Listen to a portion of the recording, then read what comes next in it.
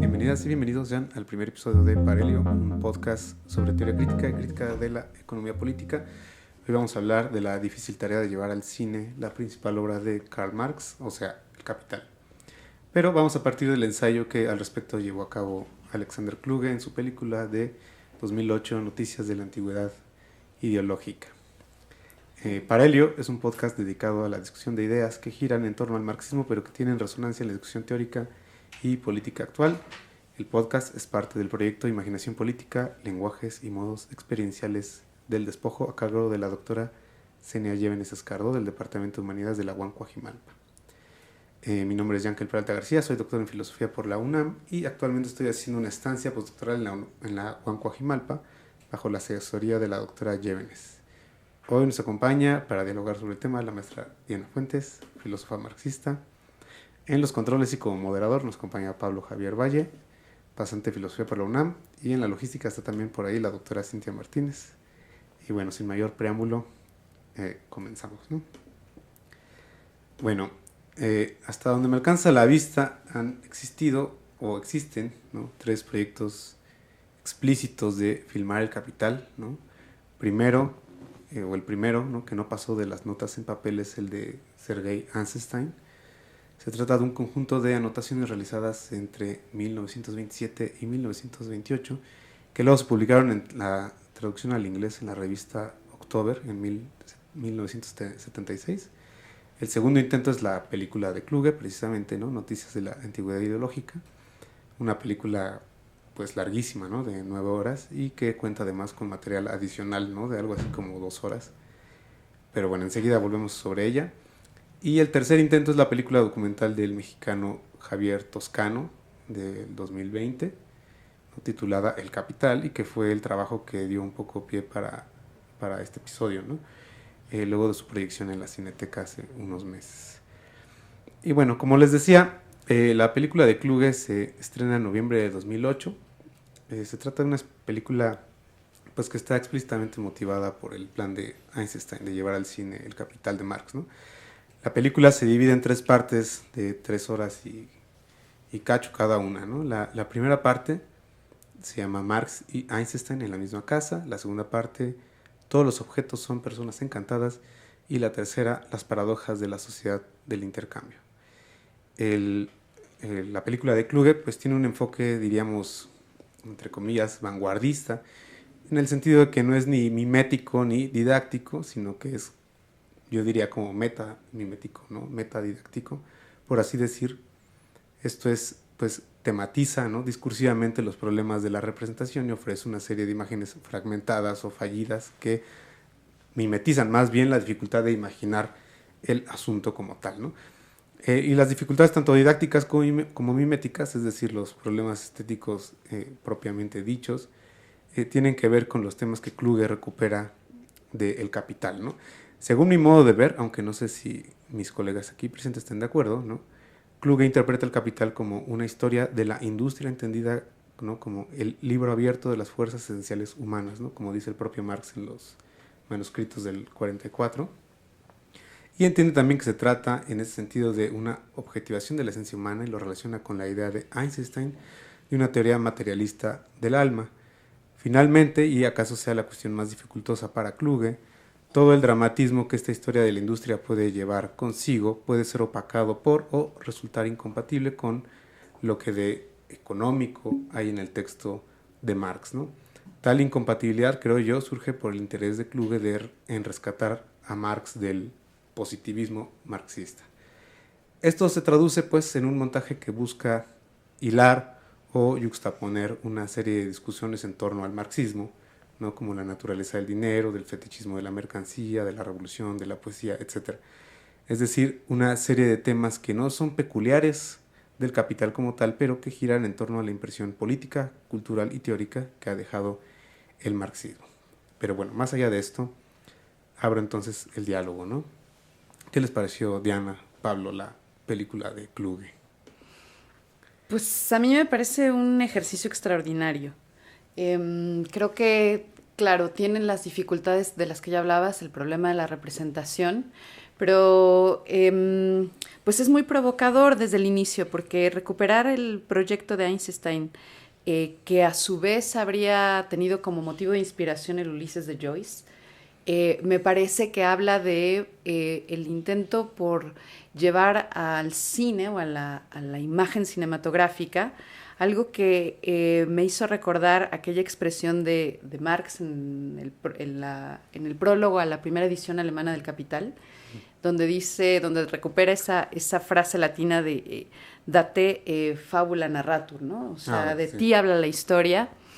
Y creo que esto tiene que ver con esta cosa de insistir en que para Einstein la única posibilidad de narrar el Capital tendría que ser a partir de algo semejante a lo hecho por Joyce. Esto es contar la historia de un sujeto ordinario en un día ordinario, y en ese día ordinario plasmarlo todo, ¿no? En sus tensiones y en sus contradicciones. Y Einstein además agregaría un giro de dificultad que sería hacerlo solo en una tarde, ¿no? Según lo recupera Kluge.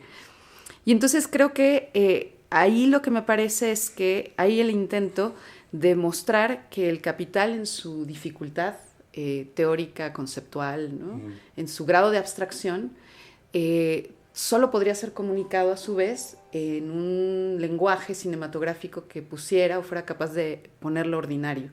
Entonces uno de los momentos que más me gusta de la película es de esas largas horas, es aquel momento en el que hay una imagen, se toma una imagen de una mujer caminando, ¿no? Así, y que puede parecer un momento ordinario, pero que en ese momento ordinario se puede tomar cualquier elemento de la calle, de la banqueta, del chicle, del cigarro, y de eso hacer una síntesis genial del desarrollo de las fuerzas productivas y de la historia que conduce al capitalismo.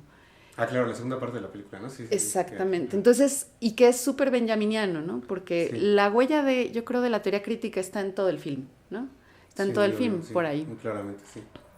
Entonces, me parece ambiciosísimo, pero por otra parte creo que tiene elementos bien interesantes. Y además una dificultad que creo que está ahí, ¿no? El film está lleno de texto, ¿no? En última instancia es imposible renunciar al concepto, ¿no? Claro, sí. Y entonces hay muchas partes en las que tienen que leernos el Capital, o fragmentos, o de los Grundrisse, o de los manuscritos, o alguna alusión a algún texto de Marx. Y toda esa clave también de requerir a los intérpretes entrevistados que conducen a los caminos más exóticos, porque depende de a quién con quién esté dialogando Kluge, que obtiene resultados diferentísimos, ¿no? Además de ser él un extraordinario interlocutor, ¿no? Claro. Pablo. Esa fue justamente una de las cosas que más me llamó a mí de la película de Kluge. El hecho de que él sea capaz de dirigir estas conversaciones larguísimas, en muchos casos con intelectuales europeos. Creo que todos ellos, o la mayoría alemanes, de una forma que no repitiera temas, avanzara la idea que Kluge está, en mi opinión, como masticando, rumiando a lo largo de toda la película, y cortarla junto con diversos como recursos fílmicos de mucha variada índole, ¿no? Este cortometraje que mencionas, Diana, donde se toma una mujer que va caminando por la calle y se va analizando los diferentes elementos que constituyen el espacio público, digamos, a partir de su historia productiva y de, digamos, también el carácter, pues, nacional, digamos, de muchas de las cosas, ¿no? Porque son cosas muy típicamente alemanas y muchas de ellas fueron inventadas en Alemania, entonces hay como un pensamiento muy sobre Alemania, ¿no? Que a mí me parece que recorre toda la obra de Kluge, bueno, toda esta película, y a lo que iba justamente es como esta mezcla de elementos o técnicas fílmicas que en cierta manera son un poco, como yo lo veo, un intento de Kluge también de asimilar un poco lo que Einstein estaba pensando hacer en estas notas, ¿no? Que Einstein menciona en las notas preparatorias y lo que sale en la película, que él concebía esta película, El Capital, como una culminación o digamos, un punto siguiente en su trayectoria fílmica, ¿no? Que había comenzado con Potemkin, luego con October, y que en ese momento ya se alejaba, como dice Yankel, de este didactismo y que quería acceder a un nivel de abstracción es la película, el término que utiliza Eisenstein, distinto al que había alcanzado con sus películas anteriores, ¿no? Por eso este recurso a Joyce, de crear este día donde a lo largo de una sola tarde se contara todo el capital, como abstrayendo al mismo tiempo los momentos de su locus natural para llevarlos a través de esta exploración de todo un mundo, pues como dices, que no puede renunciar en ninguna forma al texto porque el concepto sigue ahí, ¿no? Al final de cuentas el Capital no es una obra narrativa, es una obra teórica que requiere de un nivel de abstracción conceptual para captar, digamos, estas ideas. Y lo que Eisenstein intenta hacer para suplir la parte textual, según lo que entiendo de lo que muestra Kluge, es llevar al extremo su técnica de el collage, como es el montaje, a un punto en el cual se rompen las mismas reglas del montaje que él mismo había establecido antes, ¿no? Y que en mi opinión Kluge también intenta hacer, creando esta juxtaposición de imágenes de archivo, de música clásica contemporánea, música vanguardista, música clásica también, con intervenciones de intelectuales contemporáneos, para crear una experiencia que no te cuente el capital, digamos, pero sí sientes, o siento yo, que al final de la película sí tienes una impresión de qué significaría pensar visualmente, fílmicamente, lo que es el capital, ¿no? Y que en muchas ocasiones sí llega a tocar directamente temas puntuales como el fetichismo de las mercancías, la metamorfosis de las mercancías y varios otros, pero que no podemos decir realmente que sea una adaptación del capital, ¿no? Esto es lo que me hace muy interesante, que no es directamente una adaptación del capital, sino es un pensamiento sobre cómo el capital requiere una nueva forma de cine, ¿no? Sí, un poco lo que dice Diana es cierto, ¿no? Que es como muy benjaminiano, entonces como que lo que quiere hacer es como hacer una mímesis de la experiencia histórica que uno podría tener, ¿no? Con la lectura del Capital. Aunque, bueno, yo, no sé, yo diciendo un poco con la apreciación, ¿no? Porque creo que lo que tienen en común las tres películas, o por lo menos las dos películas y el esbozo de Einstein, es que pues abordan de manera lateral o tangencial el argumento del Capital, ¿no? Por ejemplo, el proyecto de Einstein, hasta donde entiendo, lo que quería era enfocarse mucho en comprender el método dialéctico, ¿no? Y la lucha de clases. El de Kluge es claro que quiere más bien entrar en polémica con el marxismo dogmático, ¿no? Y desde ahí hace, creo que a mi gusto, demasiado énfasis en la lectura de Marx hecha desde los manuscritos económico-filosóficos, ¿no? Y con todo el tema de la enajenación y demás. Y la versión de Toscano, a mi juicio, que es la más alejada del espíritu del texto, se concentra más en la interpretación, no sé, ideologicista, ¿no? Del problema del fetichismo, ¿no? En el sentido de la tergiversación que la forma mercantil tiene sobre la conciencia, o induce en la conciencia más bien, ¿no? Entonces, bueno, la de Kluge en particular creo que sobredimensiona los problemas de representación que conlleva el Capital. Por un lado, porque creo que insiste demasiado en la artificiosa necesidad como de contar la historia de la industria humana, ¿no? Lo que obviamente es imposible cinematográficamente, ¿no? Claro. Creo que eso lo lleva a forzar las analogías con el Ulises, ¿no? En el sentido de Joyce, ¿no? En el sentido de querer contar un poco monadológicamente, ¿no? O reflejando en un suceso micro todo un acontecer macro. Y ese deseo, creo que de tan frustrado, lo mejor lo canaliza por medio de muchos o muchísimos diálogos teóricos, ¿no? Ahora, en las notas de Einstein me parece que la alusión al estilo de Joyce, ¿no? Por medio de la esposa que cocina la sopa al marido obrero cuando regresa del trabajo, ¿no? Creo que no es tanto, en Einstein creo que no es tanto la vía para contar una historia tan larga como la que tiene Kluge en mente, sino que, o al menos así lo entendí en el texto de Einstein, que es el pie más bien para desencadenar el tipo de montaje intelectual que daría a entender de qué va el pensamiento dialéctico, ¿no? O sea, creo que era otra su aspiración. Creo que más bien Kluge se proyectó un poco en... Sí.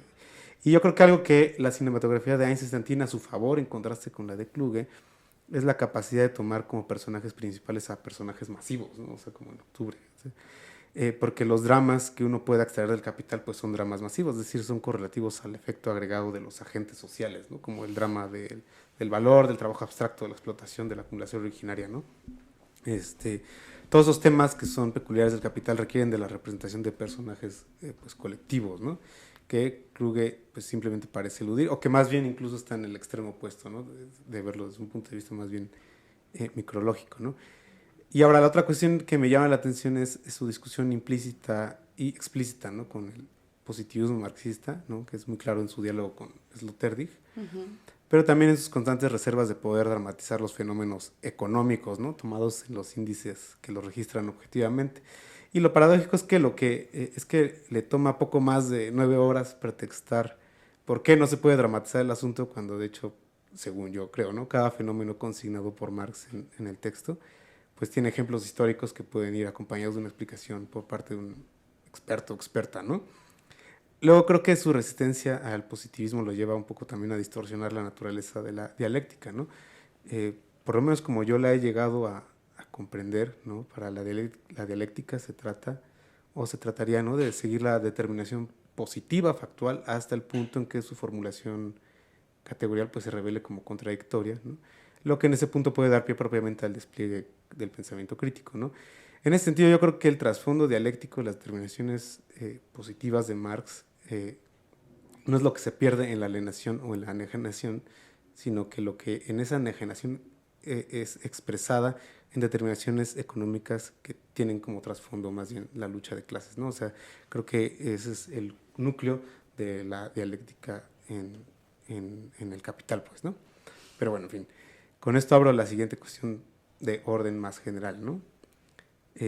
¿Cuál sería, a su juicio, ¿no? Ustedes, el tema peculiar del Capital?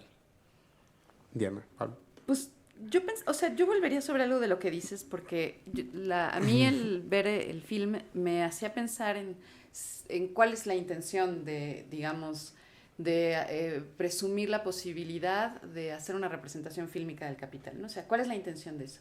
Y si la intención se resumiera a tratar de representar lo que Marx está haciendo a partir de sus propios ejemplos y entonces dar una explicación de ello, pues esa tendría una finalidad cuasi pedagógica, pero que es altamente riesgosa siempre, ¿no? Porque esos intentos, digamos, de pedagogizar a Marx, explicar a Marx, con mayor o menor éxito, se han hecho en muchos otros ámbitos, ¿no? Y yo diría, me parecería infructuoso, o sea, ¿qué sentido tendría hacer una película sobre el Capital donde lo que hagas es poner los ejemplos que está poniendo ahí Marx? Okay. Sería como, digamos, empobrecer en mi perspectiva el lenguaje cinematográfico, creo yo, ¿no? Para eso ya tenemos el Capital, ¿no? Entonces, a mí el ejercicio que hace sí me parece que está sobreintelectualizado, o sea, sí me parece que es este cine que está hecho para especialistas, o sea, uno puede entenderle a lo que está sucediendo ahí porque ya leíste el Capital, ¿no? Entonces ahí, o ya sabes de dónde están viniendo las citas, o hay momentos que se vuelven hasta simpáticos, ¿no?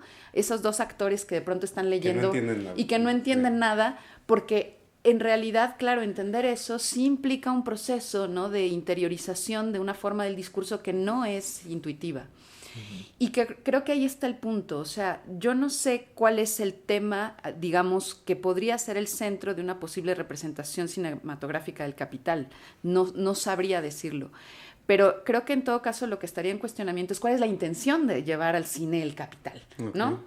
Y entonces, ahí qué tipo de lenguaje, y creo que en realidad esto que está haciendo Kluge es como un poco también una especie de monólogo interior a veces, pero al que dispone a alguien más para hablar de sus propios conflictos, porque en realidad cuando están discutiendo sobre la posibilidad o imposibilidad de la representación, es porque realmente está ante el hecho de cómo hablar del Capital. Y además, fíjate, hay un gesto aquí que creo que también vale la pena tener en cuenta o que veamos, ¿no? Y es que está hablando del Capital sin escindir al Capital del resto de lo que implica Marx. Y creo que eso es algo que hay que reconocer. O sea, uno no puede realmente leer el Capital sin Marx. ¿Y qué quiero decir con esto? O sea, que claramente él tiene una posición del tipo de marxismo que está propiciando ahí, ¿no? O sea, Karl Korsch aparece innumerables veces, ¿no? Aparecen Adorno, Horkheimer, hay todo un gesto benjaminiano constante, o sea, todo esto es una matriz de un tipo del marxismo y hay una crítica al estalinismo abierta, ¿no? Entonces, el marxismo dogmático, ¿no? De ese corte. Pero es que hubo muchos marxismos dogmáticos, ¿no? Pero el abiertamente stalinista, ¿no? Sí. Entonces, digamos, hay como esta confrontación.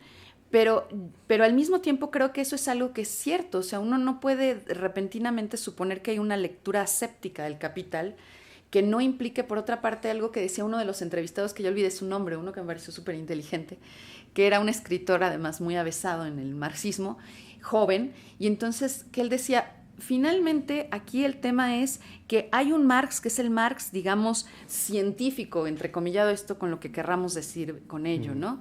El Marx propiamente de las categorías de los conceptos, de la arquitectónica interpretativa del Capital. Martat, se llama. Exactamente, ¿no? Y él dice, pero al mismo tiempo está el Marx político, o sea, ese otro Marx que es el que también nos importa. Y nos importa porque en última instancia la crítica de la economía política tiene una finalidad que es una finalidad práctica. Y en todo caso ahí es donde yo vería la discusión sobre la intencionalidad de llevar al Capital al cine. O sea, digamos que eso es un gesto muy de Eisenstein, ¿no? Por eso es la masa, como tú decías, en los otros filmes la que cobra la centralidad, porque de lo que se trata es de observar la posibilidad de que todos seamos agentes de la historia, ¿no? Y entonces yo creo que eso es lo que yo pensaría, o sea, cómo representar el Capital sin caer en esta otra posibilidad de intentar representar el contenido conceptual de aquello que está trabajado en él y suponiendo que somos capaces de como de separar la hierba de la historia, que sería ese decurso de los marxismos, el decurso del socialismo realmente existente, y también, por otra parte, el de la clave de lectura que pudiéramos tener hoy, ¿no? O sea, todo eso a mí me hizo pensar, ¿no? Pero no tendría, bueno, recuperar algo que dijiste hace ratito, como, ¿crees que sería en detrimento de la calidad cinematográfica como intentar una aproximación, no sé si realista al Capital, no sé si llamarla así? Yo creo que o sí. Documentalista. Yo creo que sí, porque yo creo que entonces que el cine permitiría jugar con otra cosa, con otro registro, ¿no?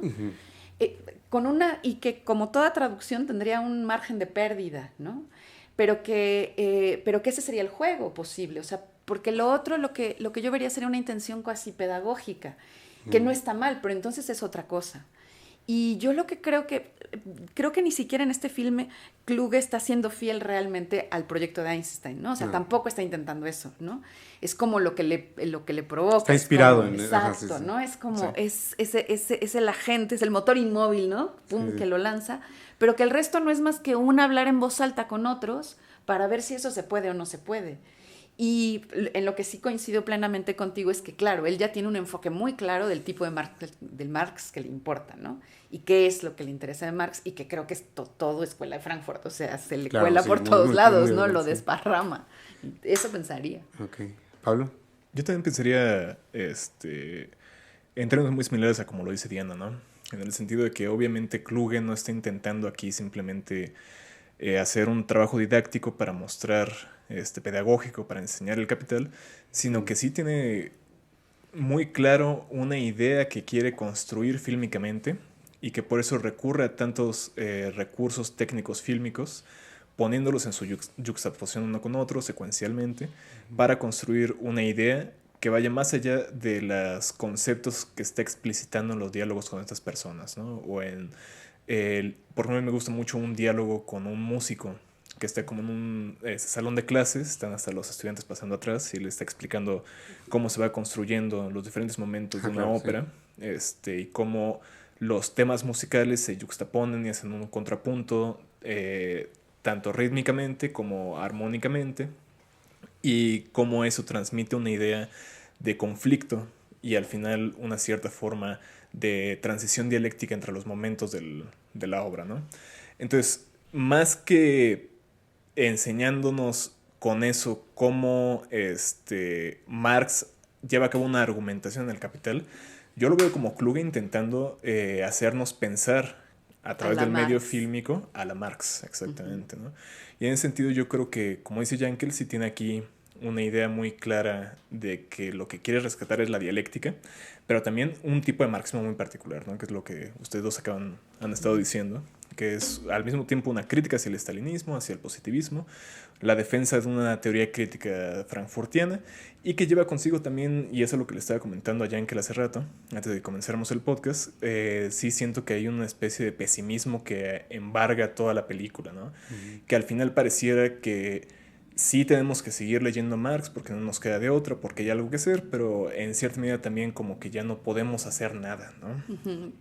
Eso es, creo yo, una de las cosas que más amargas me supieron de la película, que es que al final de hacer este llamamiento de recuperación de Marx, de utilizar el marxismo para algo práctico en la realidad, termina en cierta forma paralizando también cualquier impulso que pudo haber creado la película con este sentimiento de, bueno, pues ya no nos queda de otra, estamos al final de este camino y como que muy trágico también, ¿no? Muy esta idea clasicista de que pues no hay de otra y tenemos que seguir porque tenemos que seguir, ¿no? Entonces yo siento que ahí Kluge pone de frente a su propio intelecto, a sus propias ideas, y Marx le sirve como recurso para ello, ¿no? Y también Einstein y todos estos otros pensadores. Pero yo sí creería que, por un lado yo sí creo que es posible hacer una obra fílmica que de alguna forma tenga como intención retratar lo que es el pensamiento que Marx puso en el Capital. No estoy seguro que haya una sola tema central del Capital, pero si lo hubiera, yo creo que sería la transformación, la metamorfosis, y cómo esta metamorfosis de las cosas hace que las cosas luego regresen a sojuzgar a sus productores, ¿no? Yo creo que esa es al menos la nota en la cual yo siempre me acerco a la lectura del Capital, a la lectura de Marx, como intentando ver cómo esta ontología o esta metafísica rompe con las nociones tradicionales de que la metafísica es algo que producimos en nuestras cabezas y ponemos en libros, sino más bien que la metafísica y la ontología son cosas que suceden fuera de nosotros y de las cuales nosotros solo tenemos una impresión de ellas, ¿no? Que puede ser fiel o no fiel, pero que habla acerca de cómo hacernos más humildes frente a la idea de que seamos los únicos actores en el juego, ¿no? De que hay otras cosas que estamos haciendo nosotros también, pero que sean, pues como él mismo lo dice, ¿no? Emancipado, autonomizado fuera de nosotros, ¿no? Entonces yo creía que que no es un tema, pero sí ese elemento yo creo que es muy importante. Sí, bueno, a mí sí me queda un poco claro que para Kluge el tema central, ¿no? Del asunto es de la historia de las fuerzas esenciales. Pero quería insistir un poco en la respuesta que dio Pablo, ¿no? O sea, para ustedes, ¿cuál sería, o sea, como un esfuerzo de imaginar, ¿no? ¿Qué línea temática o qué, tú, Diana, ¿no? Por ejemplo, ¿qué ves como esencial del Capital si tú tuvieras que tomar una decisión, digamos, imaginando aquí, fílmica, ¿no? ¿De cuál sería la línea que tú seguirías? A mí me parece que había una sugerencia en el propio film que era interesante, ¿no? O sea, y por eso esta alusión a esa entrada del prólogo a la edición alemana de ti habla la historia, porque lo que hace Marx, sobre todo en el primer volumen del Capital, es seguir el decurso del dinero. Me parece que no es el tema central, pero pasar de eso que es la experiencia inmediata, ¿no? La experiencia inmediata, digamos, de la vida cotidiana, de la relación mercantil capitalista, y develar sus tensiones. Creo que es eso, o sea, ese sería el asunto. Cómo Marx en el Capital lo que permite es que veamos las contradicciones constitutivas a algo que se nos presenta aparentemente diáfano, ¿no? Es decir, esa posibilidad que te otorga de entender que detrás del salario hay una ecuación que no se deja ver, pero que es el elemento que permite que exista la explotación, ¿no? Y que detrás del dinero lo que hay es una relación entre sujetos y que detrás del fetichismo, o sea, yo creo que si hubiera la intención de demostrar lo que hace Marx en el Capital, es revelarnos las tensiones constitutivas de las sociedades contemporáneas, ¿no? Y que esto, como él va mostrando, justo se manifiesta de múltiples formas y adquiere niveles de abstracción cada vez mayores y más complejos, ¿no? Entonces, y eso creo que sí podría representarse, ¿no? A mí me pareció fascinante. Yo no sabía del proyecto de Einstein hasta que vi este film gracias a tu provocación, ¿no? Y me pareció fascinante, o sea, no, digo, qué desafortunado que no pudo haberlo llevado, pero el intento del montaje que recuperaba Pablo, ¿no? O sea, aparece John dos pasos como una posibilidad, ¿no? O sea, es decir, ahí donde se quiere mostrar el todo, pero no puedes mostrar el todo. Pero la idea de la totalidad llevada, digamos, al lenguaje cinematográfico que implica la posibilidad de encontrar los puntos de interconexión, ¿no? Aquello que se vuelve las determinaciones comunes. Eso es lo que creería que se podría hacer. Claro. Ya en el plano técnico no tengo ni la más remota idea. No, bueno, así como leitmotiv, ¿no? Más bien. Sí, bueno, yo también un poco lo que me interesaba de convocarlos como, no sé, como tú enseñas a Marx, ¿no? Enseñas el Capital, tú también lo enseñas. Yo lo he enseñado, entonces somos un poco didactas, ¿no? Y pedagogos del Capital, entonces también dar nuestro punto de vista al respecto. Y yo creo que una cosa que, esto lo he compartido con Pablo muchas veces, ¿no? Que también como quienes enseñamos el Capital nos topamos con muchos obstáculos, tienen menos que ver con las, a mi juicio, ¿no? Con un poco con los temas que aborda Kluge. Y creo que Kluge, por otro lado, sí lo aborda de forma pedagógica, es decir, sí quiere como enseñar una forma de aproximar y de pensar que está inscrita en el Capital, ¿no? Yo creo que lo hacemos demasiado rebuscado, pero bueno, es otro asunto, ¿no? Pero bueno, lo que creo, y al menos esa sería mi perspectiva como alguien que, pues que se enfrenta con los problemas de explicar el Capital, es que pues hay muchos niveles de malinterpretación de los fenómenos a los que se refiere Marx, ¿no? Por cuestiones, por ruido que tiene que ver con la circulación, con el capital financiero, las criptomonedas, todas esas cosas, ¿no? Sí. Y tiene que ver también con lo que tú dices, ¿no? Es decir, cómo a partir de esos fenómenos que ahora no son muy contemporáneos, no muy coetáneos, llegas a determinaciones como la del valor que están detrás, ¿no? Y que no son los fenómenos que aborda Marx en los primeros capítulos, ¿no? O sea, sí, yo creo que ahí sí habría un recurso o un potencial recurso didáctico muy importante, que sería cómo te aproximas a estos fenómenos de las finanzas, la especulación, qué sé yo, el crédito. Desfetichizados, ¿no? Y a partir de... Y yo creo que sería un tema, una aproximación que no necesariamente tendría que ser como a la letra de Marx, pero que sí podría conducir, digamos, cinematográficamente no sé, a una película sobre el capital o sobre los temas que tematiza el capital, ¿no? Y que en cierta forma también obligaría a distanciarnos un poco de la letra del Capital, ¿no? Eso. Por lo menos de la exposición. O sea, porque como Del dices, orden. Claro. el orden explicativo comienza con la mercancía, Claro. que es un punto de vista muy abstracto para concebir lo que Yankel dice, estos fenómenos del valor contemporáneos como la bolsa de valores, criptomonedas y cosas así que tenemos de manera muy inmediata, pero que retrotraerlos a estas explicaciones teóricas, conceptuales que lleva a cabo Marx es un camino de una distancia que hasta parece gargantuesco, ¿no? Así gigantesco. Entonces, si uno quisiera, en mi opinión, intentar hacer una obra fílmica, ya sea didáctica, ya sea narrativa, de cualquier otro tipo, o una mezcla de estas dos formas de aproximarse al cine, necesariamente pues, tiene que separar del texto del Capital, ¿no? Por ejemplo, yo creo que no solamente se tendría que recurrir a la técnica fílmica y a la técnica, ¿cómo decirlo? Didáctica en la película, sino también, por ejemplo, al recurso a géneros que sean géneros fílmicos o géneros temáticos que sí sean próximos a las personas, ¿no? Por ejemplo, en este caso, Kluge hace una especie de documental también muy vanguardista porque recurre a muchos tipos de géneros fílmicos, hasta hace farsas y recreaciones y animación y cosas por el estilo. Pero yo creo que si uno quisiera hacer una narrativa sobre el capital, yo creo que habría dos cosas de las cuales uno no puede simplemente desechar, que sería el humor. Claro. Porque pues la ironía. La ironía. El Capital número 1 está lleno de cosas humorísticas y graciosas, muy socarronas y sarcásticas. Marx inaugura el insulto entre la izquierda, Sí. ¿no? Es verdad, es cierto, lo menciona en la Mucha película. carrilla. De Bakunin y Sí. de todos. Y el otro también, el horror, ¿no? Claro. Que el Capital, de nuevo, está repleto de horrores históricos, pero también, y que es una de las cosas que más a mí me parece curiosa de la forma de escribir de Marx, que Marx siempre está recurriendo a arquetipos narrativos del siglo XIX en el cual se estaba moviendo, ¿no? Entonces utiliza el fantasma en el manifiesto comunista, el vampiro en el Capital, el autómata, que es una figura que es desde el siglo XIX, desde el siglo XVII y XVIII, pero que ya también estaba muy presente, que luego se hará el robot en nuestras épocas.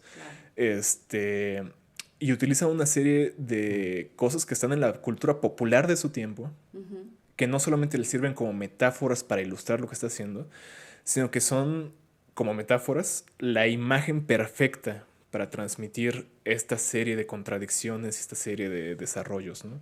Entonces yo creo que el recurso al horror como tema, como género fílmico y el recurso al humor son fundamentales herramientas para expresar el tipo de contradicción y pensamiento que hay en una obra como El Capital, ¿no? Pero fíjate que yo recuperaría que en esa mezcla, en esa justa medida, porque si uno dijera, podríamos representar el Capital a partir del horror narrado, podría ser brutal, o sea, sería bestial, Sí. ¿no?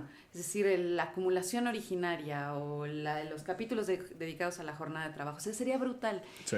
Y de eso ya también hemos tenido. A mí me recordaba este filme esas también cosas así como monumentales, como La Shoah de Lanzmann o El Claro, Fondo del sí. Aire Rojo de Chris Marker. Que entonces hay que tener estómago para aguantar eso, ¿no? Pero esa es un poco la intención, o sea, meterte en shock. Sí. Entonces habría una posibilidad de narrar así el Capital y sería tremenda y quién sabe qué efecto.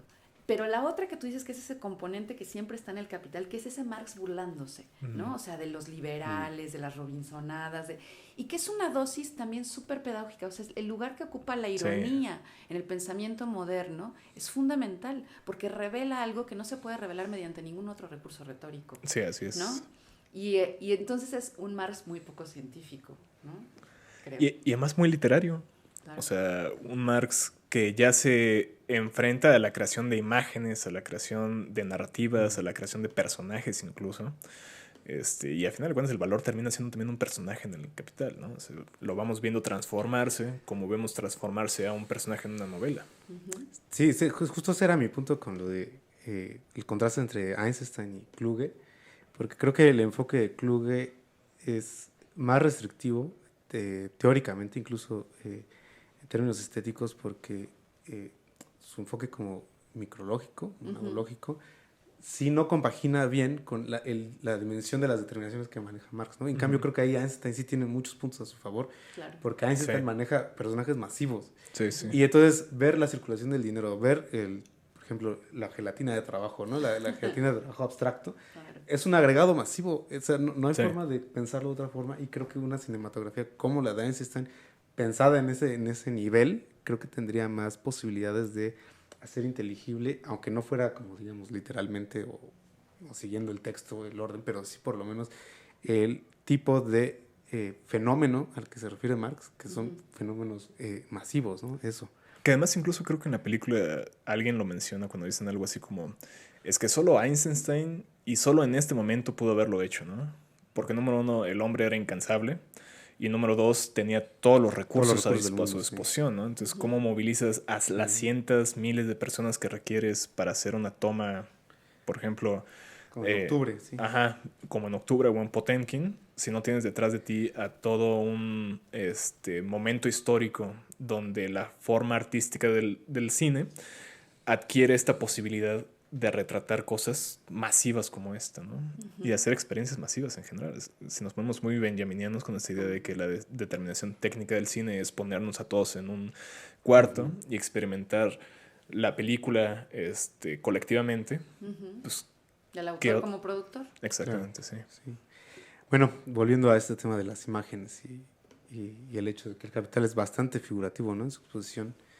Y aquí ya incluso más... de forma más lúdica, yo quería preguntarles cuáles son las imágenes, ¿no? Que ya no incluye, pues, ¿no? Sino las imágenes que provoca el Capital, ¿no? ¿Qué imágenes les trae a la mente cuando lo leen? ¿Qué imágenes les han quedado? Como para que ustedes pudieran después imaginar una película con ellas. Pues yo creo que después de muchos años de darle vueltas, sobre todo a algunos capítulos, como que hay cosas que, de la primera impresión, ¿no? De la primera vez que habría leído El Capital, o las primeras aproximaciones al Capital, a lo que ahora puedo percibir, hay como distintos momentos. Primero, me gustaría mucho poder representar el fetiche mercantil, ¿no?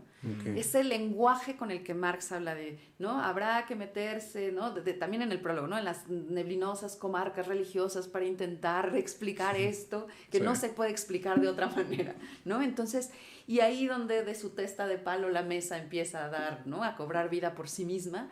Entonces es un lenguaje que es súper plástico, claro, súper visual.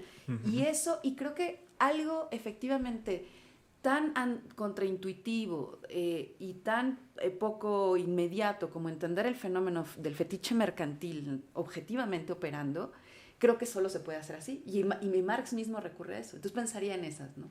Pensaría en el recurso a la Robinsonada, que cuando decías cómo enseñar el capital, a mí siempre me sirve mucho, ¿no? Claro, ya nadie lee a Robinson Crusoe, pero siempre se puede explicar. Y nadie lee la novela, pero se puede explicar el hecho de que de cómo la socialidad, contrario a lo que piensa el liberalismo, no puede provenir del sujeto aislado, ¿no? Entonces es otro recurso súper visual, ¿no? Entonces, y que se puede ejemplificar muy bien. Y yo pensaría que hay muchos, o sea, también el recurso, ahora también a mí se me ha ocurrido mucho que podemos usar, que sí lo hace Kluge en algunos momentos, imágenes literales de procesos productivos operando, ¿no? O sea, ahí cuando pone la línea industrial esa y estamos hablando de totalmente hace 20 automatizada, años, ¿no? totalmente automatizada, pero que al mismo tiempo permite observar la máquina que hace máquinas, pero que en una clave marxista no nos conduzca a la idea esta hoy tan difundida de que entonces ya el mundo de las máquinas nos domina y los seres humanos somos solo un agregado, ¿no? Entonces, pero en clave marxista esto se podría ver en cómo las fuerzas productivas operando es el hombre haciendo su mundo, ¿no? Significando, dirían, ¿no? Entonces yo creo que eso se puede hacer, visualmente sería súper importante, y también para entender, insisto, esta perspectiva de la totalidad de los fenómenos, o sea, como un acontecimiento que aparentemente no tiene nada que ver en Sudáfrica va a tener un impacto económico en cualquier otra parte del mundo, o que la forma de trabajo que se está sucediendo en la Europa central afecta el modo de vida de una comunidad en Centroamérica. O sea, eso que es tan complejo de abstraer, ¿no? Creo que se podría hacer muy bien. Claro.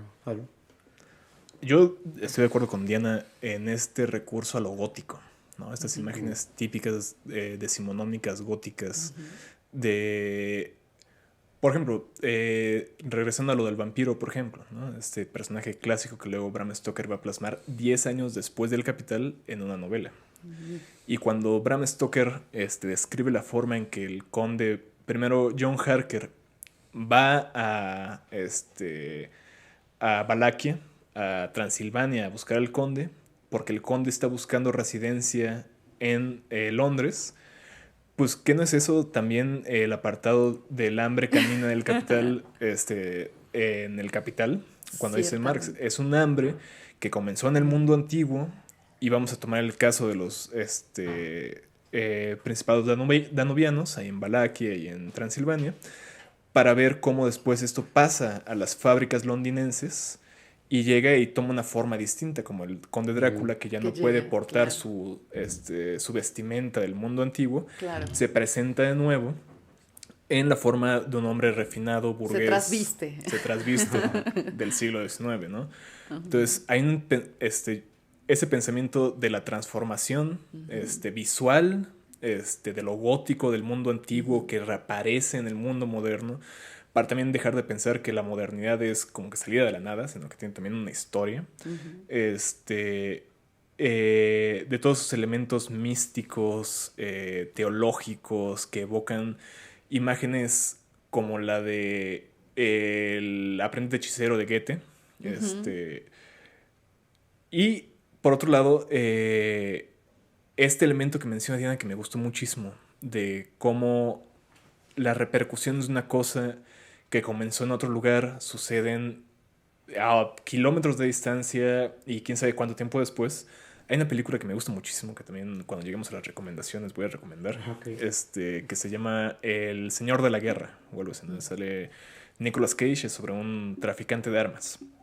Pero la primera escena de la película es el proceso de la producción de una bala que atraviesa todo el... sí lo he visto. Sí, es buenísimo. Es un traficante de armas, ¿no? Sí. Entonces la bala va atravesando todos los estadios de la producción hasta que llega a una caja, y luego se la llevan a la caja, la tapan, entonces la caja está a oscuras, y cada vez que se abre la caja está en un lugar distinto.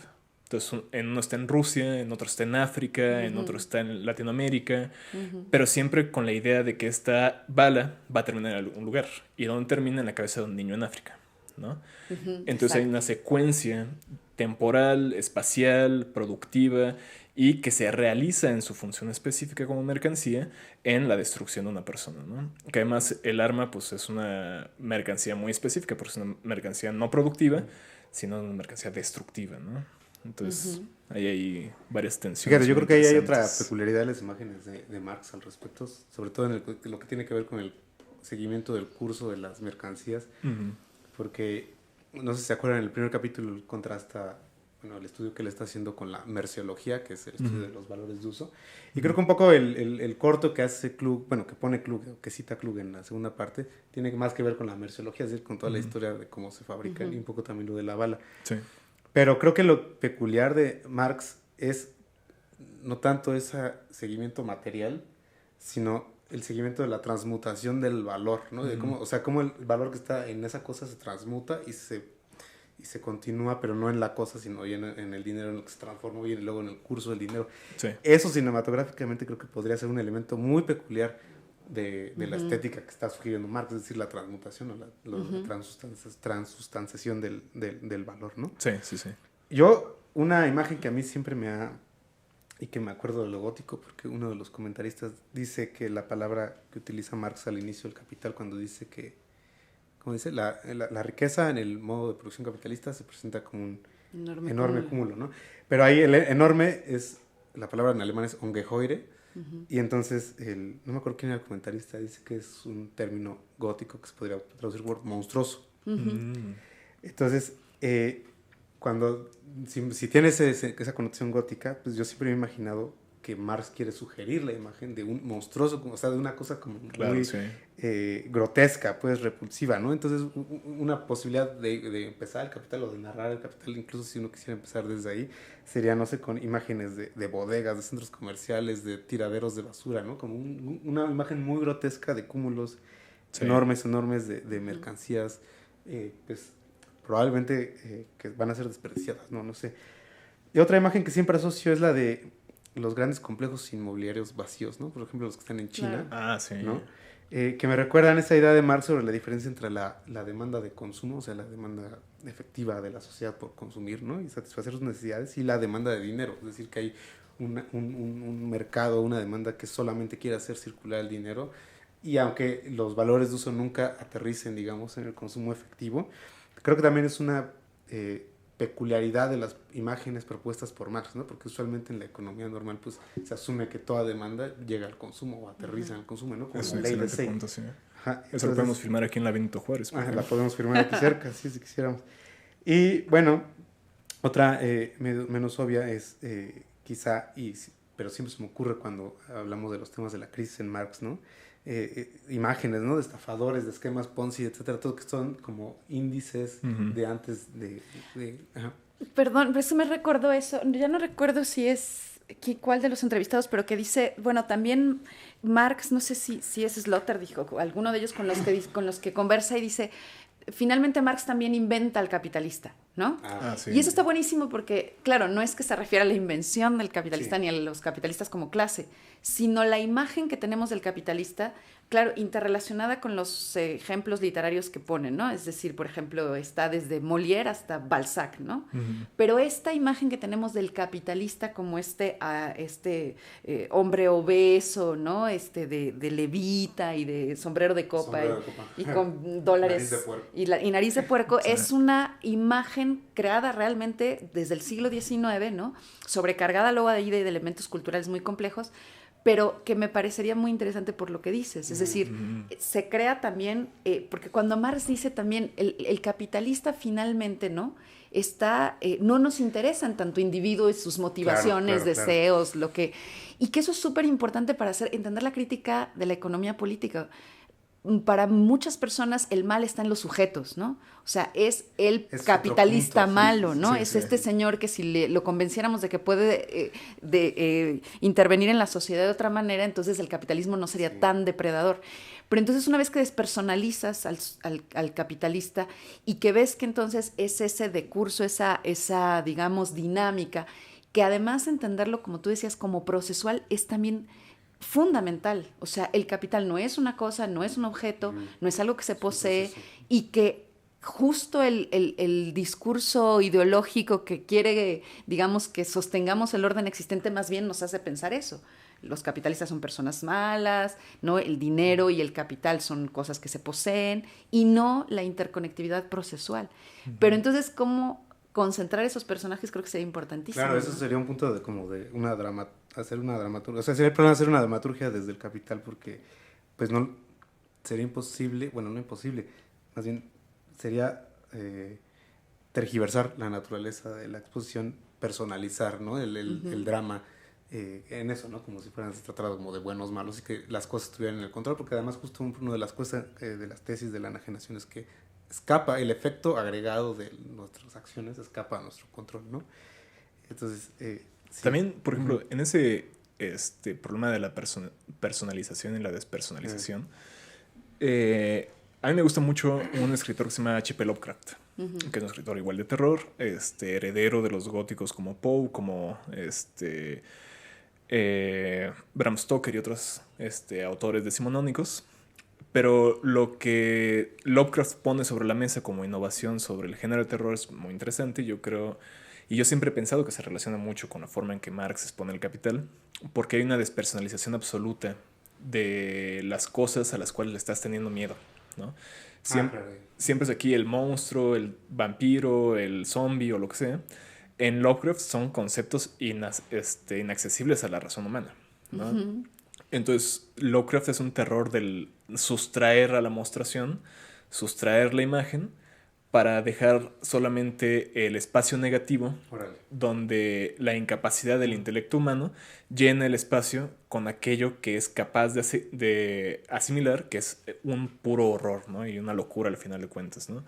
Entonces, en Lovecraft, el arquetipo típico de su narrativa es que hay una persona que es un investigador, ya sea un policía, ya sea un investigador universitario, que se topa por azares del destino con lo que parece ser una conspiración de gente que son al mismo tiempo religiosos, porque sirven un culto, lo que él piensa como un culto oscuro, a deidades incognoscibles, pero que además es un culto muy peculiar y contradictorio, porque estas cosas a las cuales sirven culto estas personas son totalmente, ¿cómo se dice?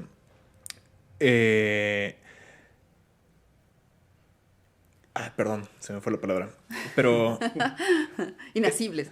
No solamente inacibles, sino que nosotros les valemos gorro, ¿no? Simplemente son indiferentes a nosotros. Claro. Entonces hay un elemento de indiferencia de este poder que tú estás creando cuando estás creando el culto, que regrese hacia ti en forma de una indiferencia completa, ¿no? Entonces no importa lo que tú estés haciendo, como cultista, de todos modos estos dioses oscuros van a terminar destruyéndote al final, ¿no?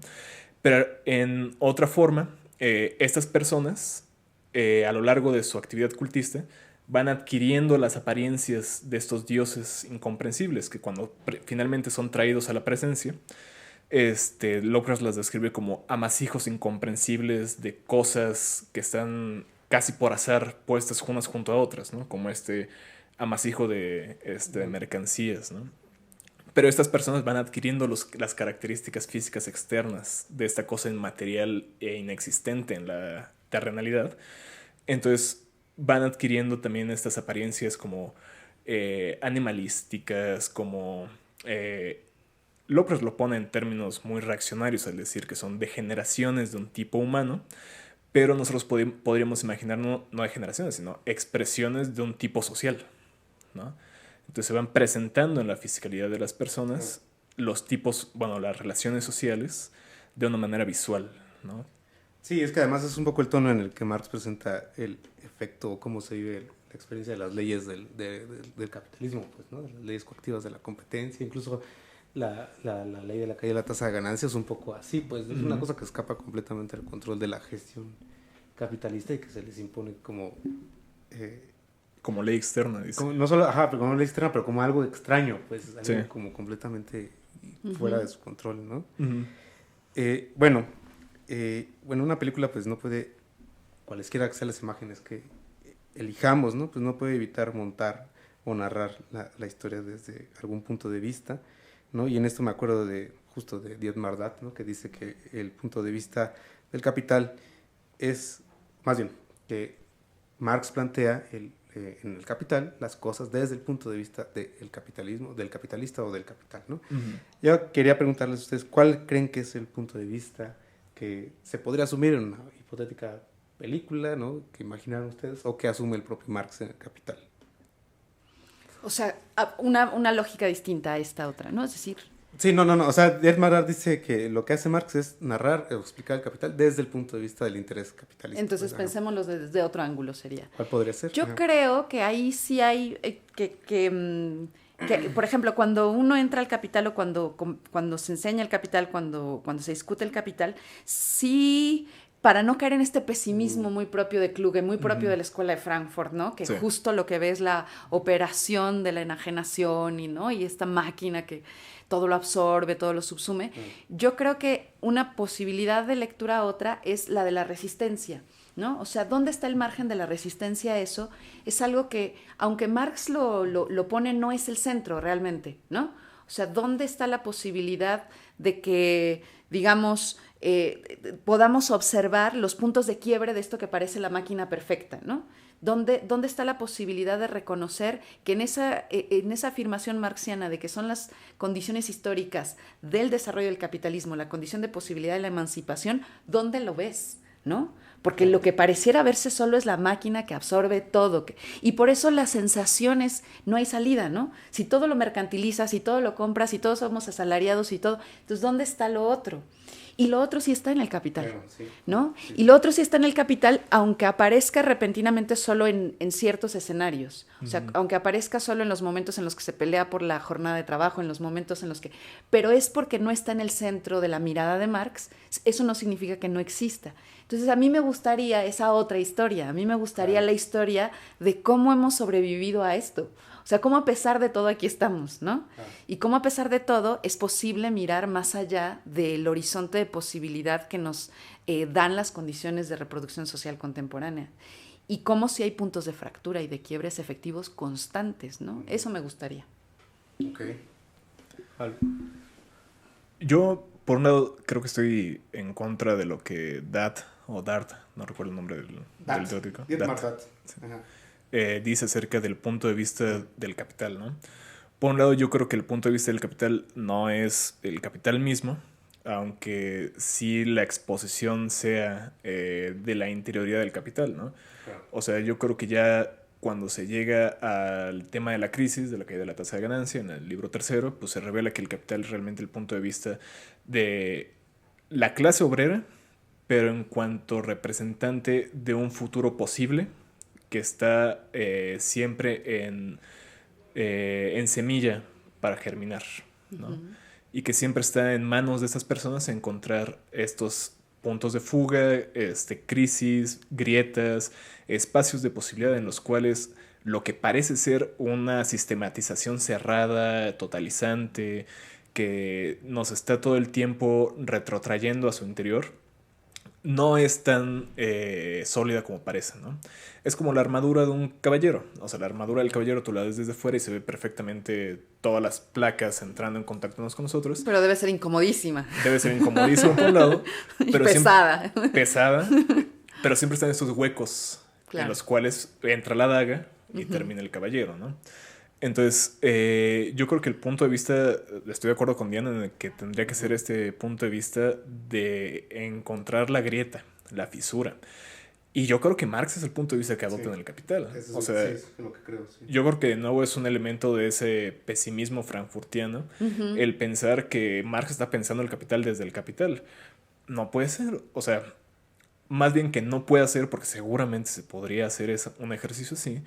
Yo creo que la contrastación directa con el pensamiento de Marx, con lo que escribió en sus cartas durante los años de la escritura del Capital, con lo que está en el mismo libro, etcétera, etcétera, nos revela que lo que está pensando es cómo esto puede servir de herramienta para la revolución. Claro. Para cambiar las cosas. Sí, yo aquí estoy, de hecho, como completamente de acuerdo con ustedes, porque yo estoy no solo en desacuerdo con lo que dice Diez Mardat, sino también con otra lectura que también un poco desde la escuela de Frankfurt se ha hecho, de que hay una cosa así como que el capital es la expresión concreta de la lógica de Hegel y que en realidad es el espíritu, etcétera, como si Marx no solo estuviera hablando desde el punto de vista del capital, sino desde el punto de vista de esas entidades enajenadas, ¿no? Claro, sí. Y creo que eso sí es incluso como un error pues en la aproximación, porque Marx está continuamente contrastando el capital individual con el capital social, ¿no? Con la constitución del capital social, sin la cual, por cierto, pues no habría constitución de tasa media de ganancias, es decir, todos los efectos agregados no habría, no existirían sin eso, pero todavía más allá creo que lo que sí está jaloneando y se nota muy, como muy bien dice Pablo, en muchos pasajes se nota que lo que está jaloneando es la lucha de clases. O sea, que es la lucha de clases la que está jaloneando todas estas determinaciones que se nos presentan como enajenadas, ¿no? Salario, renta, ganancia, etcétera. En realidad son jaloneos de las luchas de clases, y no solo de las luchas de clases, ya no digamos entre proletariado, capitalista, etcétera, sino por ejemplo de las luchas intraclases, ¿no? Entre el capital financiero, el capital rentista. Que es fundamental entenderlo. Exactamente, fundamental. Sí. Entonces creo que lo que está jaloneado y lo que quiero hacer mucho énfasis es Marx, es en la tragicomedia, de que lo que hay es una lucha de masas, ¿no? De clases bien diferenciadas entre sí, pero que se piensan a sí mismos, o se piensan esa relación como una relación cosificada, ¿no? Eso es un poco como el absurdo en el que está la sociedad moderna, ¿no? Sería un poco también eso, pero creo, insisto, yo creo que sí es el punto de vista que asume Marx, sí es el de la sociedad, cuando no, yo diría incluso el de la lucha de clases abierta, pues, ¿no? Y bueno, el punto de vista pues define también una estética, ¿no? ¿Cuál sería la estética? Bueno, ya han hablado de lo gótico, lo absurdo, etcétera, ¿no? Pero ¿cuál sería, ya para abundar más, la estética que ustedes podrían adoptar o les gustaría adoptar? A mí me gustaría algo menos grandilocuente, ¿no? O sea, sí creo que es una cosa, o sea, que aquí lo que vemos es un magno proyecto, y entonces eso, entran en diálogos exquisitos, fascinantes por otra parte, pero que sí tiene esta cosa grandilocuente, hiper intelectualizada, ¿no? Que bueno, no lo menosprecio, porque finalmente la realidad es compleja y eso requiere entonces entrar en terrenos del discurso complejos. Pero si se tratara de otra cosa, me parece que sí sería importante poner en el centro lo ordinario otra vez. O sea, porque me da la impresión a veces también de que cuando pensamos qué es lo que puede resistir al capital, también como de manera inmediata entre los sectores críticos, pensamos que tenemos que concebir sujetos que de suyo ya se estén oponiendo, ¿no? Entonces, campesinos, indígenas, mujeres, o sea, ya de facto se están oponiendo, pero que, digamos, esos sujetos ya están en la oposición evidente, pero que en el plano de la vida cotidiana pareciera que no hay nada. Entonces, a mí me gustaría una mirada que mostrara que en el plano de la vida más ordinaria, la del trabajador, la de la trabajadora, de la urbe, de ahí, en ese terreno que es el aparentemente más enajenado, el más subsumido, ahí se pueden mostrar las contradicciones. Ese punto de vista es el que a mí me gusta, ¿no? Porque es el que también a mí me permite explicar para mí y para otros la utilidad del capital. O sea, porque me permite entender mi realidad como contradictoria, y que ahí también está el ejercicio y la posibilidad de la libertad de esa aparente dinámica, ¿no? Que todo lo absorbe, y que, ¿no? Ahí está el territorio de la disputa también, ¿no? Entonces me gustaría más ese punto de vista, me gustaría un punto de vista también que fuera capaz de mostrar las resistencias en el decurso del tiempo, ¿no? O sea, porque hay formas de la resistencia que han permanecido en el tiempo y que a lo mejor se expresan en el lenguaje, o se expresan en la cultura popular, o que se expresan, no sé, en muchas otras manifestaciones del ordinario. Eso me gustaría. O incluso ahí donde aparentemente hay territorios muy enajenados, ¿no? Entonces, donde creemos que hay formas del trabajo donde la gente ya está subsumida, todo. No, ahí debe haber algo, ¿no? Ahí hay posibilidad también. Ese punto de vista estético me gustaría. Uno menos grandilocuente, uno más apegado a las cosas y a sus tensiones, ¿no? Okay. Yo también pensaría que algo menos grandilocuente sería la forma perfecta de llevarlo a cabo, ¿no? De nuevo, pensando en el terror como género fílmico se ha caracterizado históricamente por la falta de presupuesto. Porque las películas de terror eran películas sobre todo las de zombies. Sí, al inicio. Y me encantan, además. Pero eran películas que los estudios podían producir por muy bajo presupuesto, porque sabían que se va a vender muchísimo, porque a la gente le encanta ir a sentirse aterrada a las salas de cines, ¿no? Entonces yo creo que una estética como de bajo presupuesto, muy casi de hágalo usted mismo, yo creo que sería el tipo de estética que yo pensaría que una adaptación del Capital tendría que utilizar. Porque más eso arruinaría el artificio. Un poco la de Toscano, por cierto. La próxima, sí. por lo que he visto, por lo que me has contado, yo pienso que más o menos es lo que él estaba intentando hacer. Pero también eso arruina el artificio de pensar que las mercancías son estas cosas perfectamente diseñadas o que el mundo del capital es una cosa perfectamente calculada, donde está todo en el lugar correcto, en el momento justo y donde el intelecto general de la clase capitalista siempre está 10 pasos más adelante de la clase obrera, ¿no? Entonces, algo más, digamos, que adquiere esta apariencia de error, esta apariencia de ingenuidad, esta apariencia de tramoyismo, de hecho con las manos, yo creo que sería el tipo de estética que pensaría. Y no, sí, yo ya estoy pensando y yo creo que una de las formas en que se puede hacer esto a través del terror, yo creo que funcionaría perfectamente algo ahí, ¿no? Algo terror y hecho en casa. Y en ese sentido también, no sé si vieron una película reciente que se llama Nope, que sí, es la tercera película de un director afroamericano que se llama Jordan Peele. Es muy buena. Vi la segunda, no vi Nope, vi la segunda.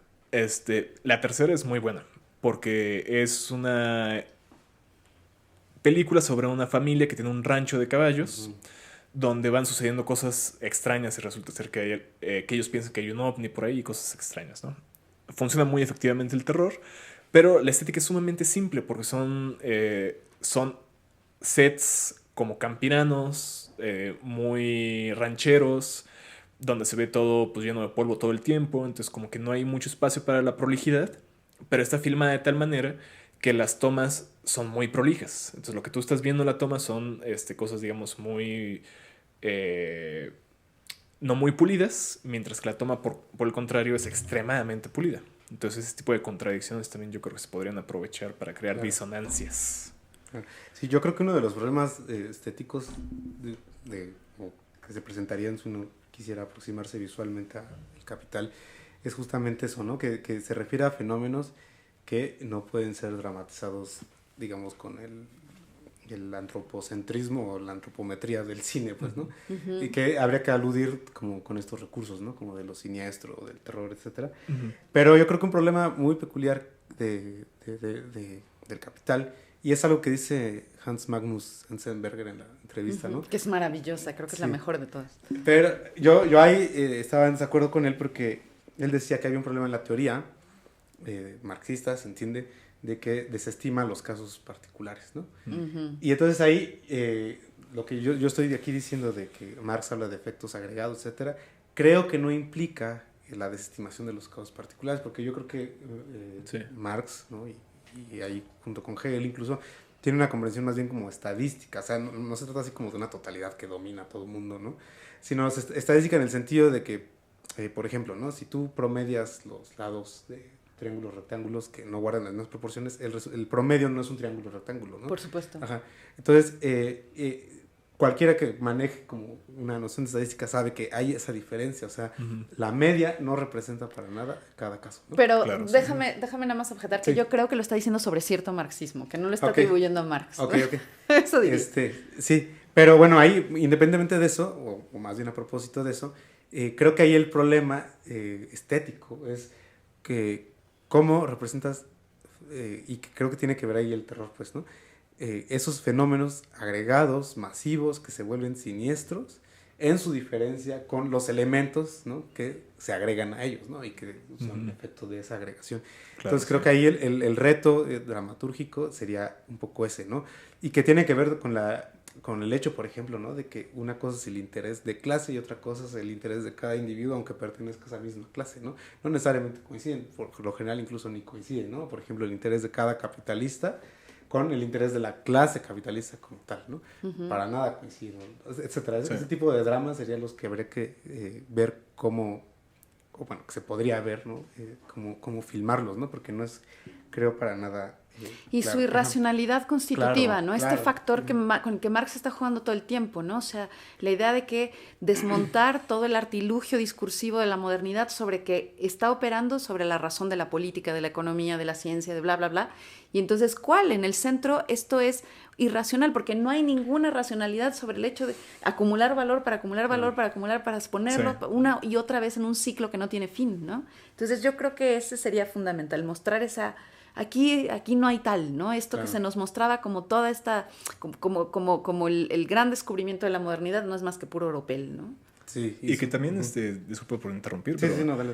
que también tiene un carácter plenamente compulsorio, ¿no? Porque no es que estos agregados todos planeemos que vamos a hacer esta Claro. concurrencia en el mercado y se van a crear los agregados, sino que los agregados requieren ser llevados, o sea, el capital necesita que esos agregados existan para funcionar como capital, ¿no?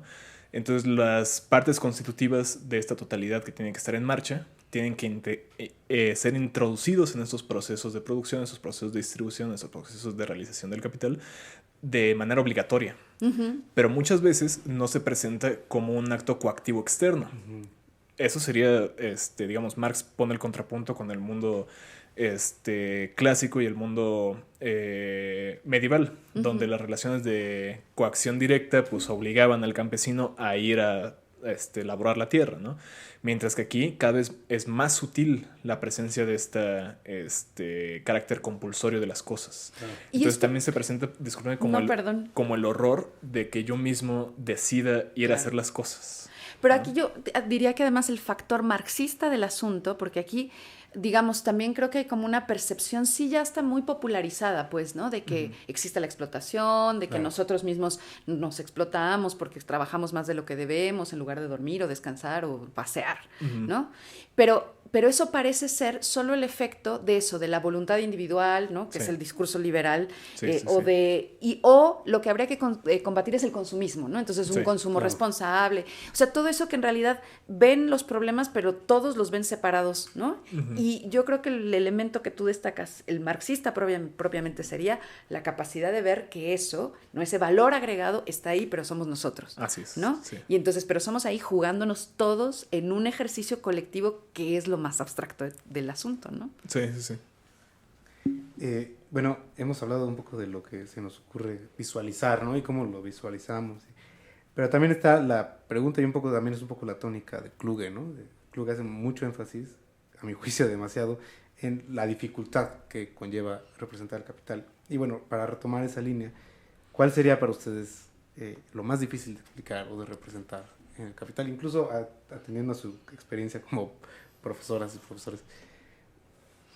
De hacer, ¿no? Como no sé. intuible, digamos. Yo creo que ese es que lograr romper la frontera de la presunta comprensión que ya tenemos de lo que es el capitalismo. O sea, yo creo que ahí está, o sea, eso que dice un poco Kossig, ¿no? Sobre el problema de la enajenación o del fetichismo, ¿no? Que para él es un poco lo mismo, pues, pero que es que la realidad se presenta enajenada y entonces franquear eso, ¿no? Y entender que está en la misma realidad la posibilidad de entenderlo de otra forma está fuera de la lógica analítica con la que nos educan. Claro. Nos educan en una lógica analítica que nos hace suponer que la realidad es tal cual y que nosotros tenemos la capacidad racional de entenderla y que entonces... Está a la mano, ¿no? Está a la mano y que claro, entonces yo creo que lo más difícil es como cambiar el chip. Es como eso, yo en mi propia experiencia diría, a mí Marx cuando me sorprendió por primera vez fue como si me hubieran puesto otros lentes. O sea, como de pronto el mundo se hubiera revelado otro. Sí. Y ese punto donde es como Freud, ¿no? Es como de pronto esos autores que te hacen ver el mundo desde otro ángulo que jamás habías imaginado. Sí. Y es exactamente la misma realidad. Entonces yo creo que eso sería lo más difícil. O sea, ahí donde un lenguaje cinematográfico pudiera tener ese efecto que es mostrarte que la realidad es algo más de lo que intuitivamente creías. Y ¿no? volvemos a que tendría que ser siniestro, ¿no? O sea, como despertar ciertas sospechas. Sí, sobre o en técnica de shock, o sea, también de se shock. puede, ¿no? O sea, también la técnica, es decir, afrontar la realidad en sus contradicciones, es decir, ahí donde lo ves y donde no queda más que emerja la conciencia, pues, ¿no? Claro, Esa sí. es otra estrategia. Yo creo que, al menos a mí, la idea que más me cuesta trabajo y que también me costó trabajo cuando estaba aprendiendo a leer a Marx, es la idea de movimiento. Porque la idea, por ejemplo, la metamorfosis de las mercancías, que es una idea que Marx la presenta de manera súper fácil, o sea, súper simple al comienzo del capítulo 3 sobre el dinero, pero que cuando la piensas, pues tiene ahí un montón de determinaciones y un montón de repercusiones que no se hacen presentes de manera inmediata, ¿no? Yo recuerdo mucho cómo Bolívar Echeverría, en su libro sobre el discurso crítico de Marx, tiene que recurrir a la metamorfosis de las mercancías para explicar la crisis, ¿no? Y dice, bueno, ¿cuál es la crisis? El momento donde la metamorfosis de las mercancías no se lleva a cabo, ¿no? Entonces es un elemento nodal, pero esta idea de cambio y metamorfosis es la que siempre a mí me ha costado trabajo captar y explicar. Claro. Pero yo creo que ahí el cine tiene la ventaja, ¿no? Yo creo que ahí lo audiovisual tiene la ventaja de que sea como un arte secuencial, un arte que se presta a la presentación de la transformación, ¿no? Plástico. Entonces yo creo que más bien tendremos que pensar qué le cuesta trabajo al cine exponer, no tanto qué nos cuesta a nosotros exponer como pedagogos, sino con qué lidia el cine, que no puede hacer cuando nosotros sí como expositores podríamos hacer, ¿no? Claro. En ese sentido yo creo que algo que el cine tal vez no logra de esta forma sería lo abstracto, que es a lo cual se dispone Eisenstein, que es el problema en el cual está pensando Kluge. Entonces, ¿cómo crear esta abstracción a partir de lo que son concreciones visuales, ¿no? Uh-huh. Entonces, yo creo que ahí sí Eisenstein dio en el clavo sobre algo que el cine tiene dificultad, pero donde el cine tiene una ventaja sobre el capital, ¿no? Bueno, esa sería mi respuesta. Sí, yo, bueno, pensándolo como pedagogo, pues, ¿no? Yo creo que sí, uno de los problemas más difíciles es explicar la diferencia o lo que quiere decir el valor, ¿no? En relación o en diferencia con el precio. Uh-huh. Y a mí siempre se me ha ocurrido que una de las formas de explicar la teoría del valor es a través porque así me resultó como más claro, ¿no? Cuando yo lo entendí, fue entender la ley del valor a través de las leyes coactivas de la competencia, ¿no? Cómo uh-huh. los capitalistas se presionan para hacer coincidir, digamos, los tiempos de producción, ¿no? Y se ve que es una entidad enajenada, ¿no? Sí, sí. Pero otra también que siempre le he imaginado y que tiene que ver más como con lado fársico, ¿no? Que podría existir. No sé si han visto o han leído ese libro que se llama Todo Modo, pero no me acuerdo cómo se llama el autor. ¿Te acuerdas? No. Bueno, se me olvidó el autor. Bueno, es una secta de empresarios, ¿no? Que hacen sus cultos en el bosque y no sé qué. Entonces yo, viendo esa película, Elio Petri la adaptó, más que no me acuerdo del autor, se me ocurrió que, no sé, una secta de empresarios que tuviera acceso a un conocimiento secreto que le pudiera sacar ventaja al mercado para saber cuándo vender, cuándo no vender, etcétera, y que ese libro secreto fuera, por supuesto, la ley del valor de Marx, ¿no? El capital, ¿no? Bueno. Es que no lo han sabido leer. No han sabido leer, si no podrían hacer pero los cálculos, ¿no? Ahí entra Lovecraft con el Necronomicon. El nombre que le ponen Lovecraft claro. a su grimorio del Necronomicon, él lo explica como la ley de las imágenes de los muertos, o la imagen de la ley de los muertos. Uh-huh. O sea, ¿qué más claro. que el valor, no? Sí. La ley de lo muerto. Sí, entonces creo que por ahí podrían entenderse más o menos qué quiere decir el valor, ¿no? En su diferencia justo, ¿no? Porque se da por sobreentendido que valor quiere decir precio, ¿no? Y entonces después se hace muy difícil explicar cuál es la diferencia. Uh-huh. O que el valor no es el valor asignado individual. No es esa es otra, ¿no? No es psicológico. Que no es psicológico. Que además hay otra vertiente, toda otra vertiente también es que piensa el dinero y que reflexiona en torno a ello y sí piensa el valor en términos como de la asignación que nosotros hacemos porque claro. decidimos que esto vale para nosotros en términos morales. Sí, claro. En fin, ¿no? Psicológicos, etcétera. ¿Qué otras películas con temas o enfoques marxistas nos gustan, aunque no tengan que ver directamente con el capital? Es decir, aquí lo estoy pidiendo como por recomendaciones, ¿no? Que vayan como en esta línea, lo que hemos estado hablando. A mí me gustaba, yo lo estuve pensando, ¿no? Y decía, bueno, como con enfoque marxista, no sé, ¿no? Porque el enfoque marxista está como... O que pudiera abordarse por ahí. Pero yo creo que hay muchísimo cine, también no tan intelectualizado, o sea, que no requiere que uno ya sepa cosas para entenderle a la película, sino a mí me gusta muchísimo en términos de esa vida ordinaria, cotidiana, de a lo mejor demasiado concentrado en la explotación, pero me gusta mucho el cine de Ken Loach, que logra como muchas veces eso, contar historias de la clase obrera, que además a nosotros vistos desde desde América Latina, también me parece que es importante, o sea, mirar eso que serían los países centrales, ¿no? O el norte global, o como le queramos llamar a los países más desarrollados económicamente, y cómo ahí la contradicción de la explotación existe, ¿no? Entonces, esas historias a mí, por ejemplo, de Ken Loach me gustan mucho por eso, ¿no? Porque entonces son trabajadores ordinarios, con vidas ordinarias,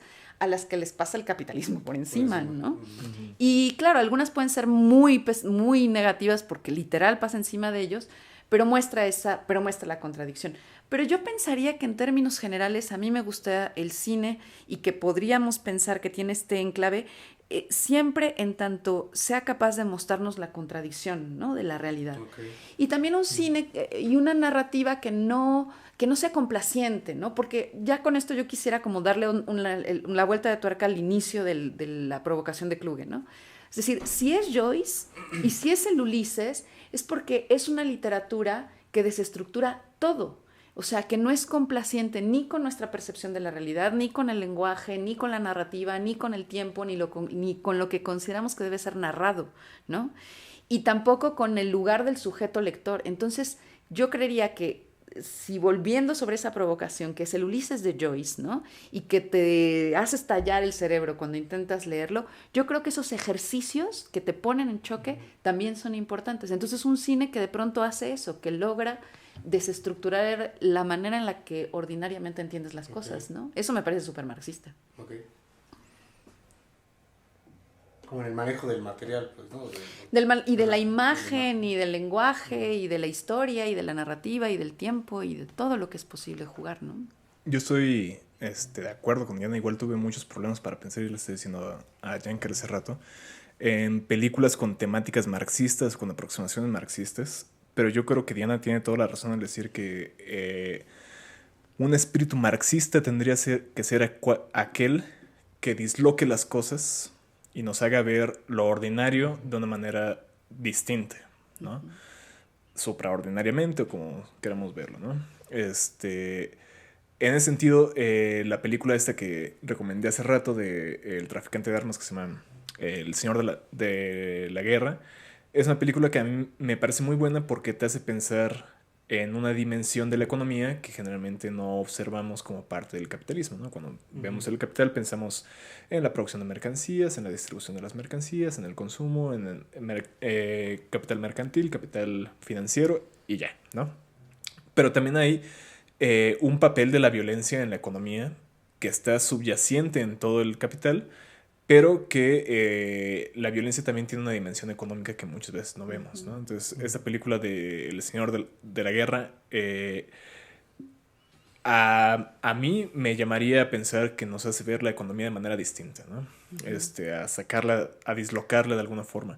Y el tema de la película, pues también un tema muy de izquierda, en mi parecer, porque es la representación de esta persona que es un traficante de armas que trafica con dictadores del Congo y con dictadores de Europa del Este, y lo vas viendo cómo se construye como si fuera esa narrativa típica del self-made man, pero que todo su negocio es a final de cuentas la destrucción de la vida, ¿no? Que también pues resuena mucho con algo que nosotros podremos pensar desde México, que es el narcotráfico, ¿no? Esta película que se llama El Infierno, no me acuerdo cómo se llama el director en ese momento, pero que es una película... ¿Estrada? Creo que Estrada, sí. No. Sobre un grupo de narcotraficantes en el norte del país, uno de ellos que llega deportado de migrante a su estado y que encuentra la única oportunidad de sobrevivir, que es el narco, ¿no? Después de que el narcotráfico ya destruyó todo el capital de la zona, lo único que le queda pues es ser parte de esta máquina de destrucción, ¿no? Y la frase, digamos, que es la clave de la película es cuando le dice, bueno, es que estamos aquí en el infierno, ¿no? El infierno no es algo que existe más allá de nosotros. El infierno es cómo de hecho funcionan las cosas en la actualidad, ¿no? Entonces, de nuevo, hacerte ver lo presente, lo cotidiano, lo inmediato, de una manera que no es ni presente ni cotidiana. Crear esta distancia, ¿no? Entonces, películas como esas son las que yo creo que tienen un espíritu que puede ser conducente a generar una visión crítica de las cosas, ¿no? Entonces, yo creo que esas dos serían las... Ah, y la tercera, la que también había mencionado, esta película que se llama Throw Away Your Books and Rally in the Streets, que es una película japonesa de la versión japonesa de la Nouvelle Vague, que se llama la Nouvelle Vague, que es muy interesante porque es una película muy, muy sesentera, muy de la nueva izquierda, ya no tan, digamos, típicamente marxista, con las preocupaciones clásicas del marxismo sobre la clase obrera y el trabajador y la marginación urbana, sino sobre esta nueva generación de jóvenes que empiezan a surgir justamente a través de la idea de la juventud, que lo que primero necesitan es un espacio para respirar. Entonces se sienten sofocados todo el tiempo y lo que buscan es construir espacios de libertad mientras están al mismo tiempo detenidos por el ambiente familiar, social, histórico de Japón en los 60, ¿no? Que pues, como sabemos, después de la Segunda Guerra Mundial, pues era una historia muy pesada, pero que tiene todo este espíritu novoizquierdista, 68ero, de ir y crear cosas sobre las cenizas del pasado. Que también siento que, a pesar de que, como digo, la película no sea abiertamente marxista o tenga temas típicamente marxistas, sí ayudan a pensar las cosas de otro punto de vista, ¿no? Y la película juega mucho con ello, y yo le decía a Jan que tiene unos paralelos con la obra de Kluge muy interesantes, porque también es de estas películas que recurre a todos los recursos fílmicos habidos y por haber debajo del sol para hacer su narrativa. Entonces tiene monólogos directos a la cámara, ruptura de la cuarta pared, movimiento acelerado. Tiene todo lo que uno podría pensar como cineasta que existe como técnica fílmica para crear una idea que es más grande que la película misma y que además es una película un tanto larga. Entonces yo creo que queda bien temáticamente con lo que estamos discutiendo el día de hoy, ¿no? Al menos estéticamente. A mí me gustó lo que dijo Diana, porque me recuerda un poco la preocupación que tiene Einstein, porque cuando en las notas, ¿no?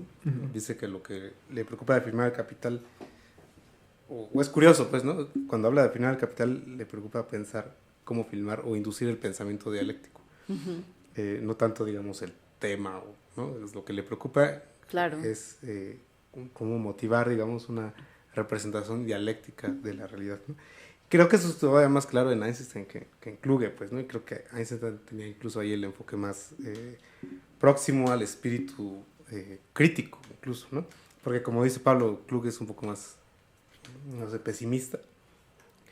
Pero bueno, teniendo eso en cuenta, sí creo que uno de los factores que tendrían que estar incluidos, ¿no? en una perspectiva marxista del cine es esa, ¿no? La idea de que el montaje o la estética, pues, dé lugar al pensamiento dialéctico.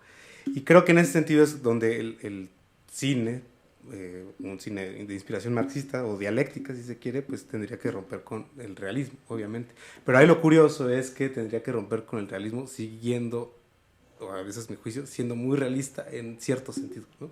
Como, claro, como llevando la realidad al absurdo a su... O sea, saliste lucaxiano, pues. Un poco así. Bueno, esa sería mi perspectiva, ¿no? Pero bueno, más allá de eso, creo que en ese sentido, por eso me gusta la película esta que se llama Capital, ¿no? De Costa Gabras, que no tiene que ver con el libro.